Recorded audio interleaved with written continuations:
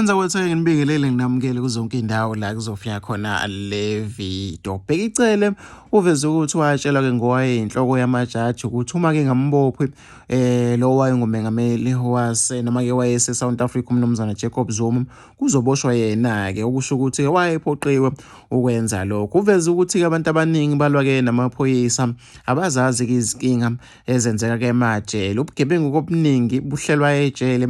Uthi-ke ukubulawa kosomatekisi kuhlelwa-ke emajele phakathi. Ukukhala-ke ngesisitimu esemzansi athi yona-ke ecindezelayo.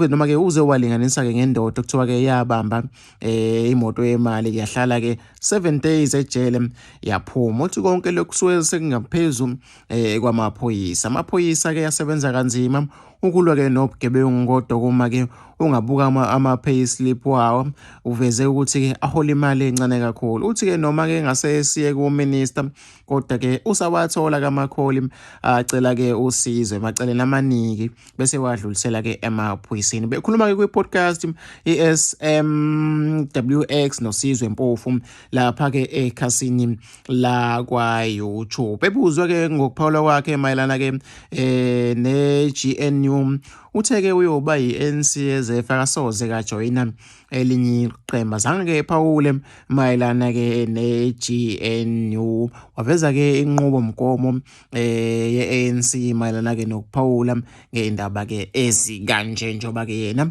eyi-ANC. Ngifisa ukuthi ngizwe uvo lwakho nombono ukuthi wena cabangani-ke ngalolu daba. Ukuthi uyafisa ukuthi-ke uzwe le video ephelele noma-ke uzibonele i-podcast ephelele, sesha-ke lapha ukuthi-ke SMWX uzothola-ke lapha-ke i-podcast ephelele la kade ekhuluma khona-ke noSizwe Mpofu lapha-ke ku-YouTube. Mina-ke sengiphuma kanje ngifisa ukuthi ngizwe uvo lwakho nombono ukuthi wena cabangani ngalolu daba.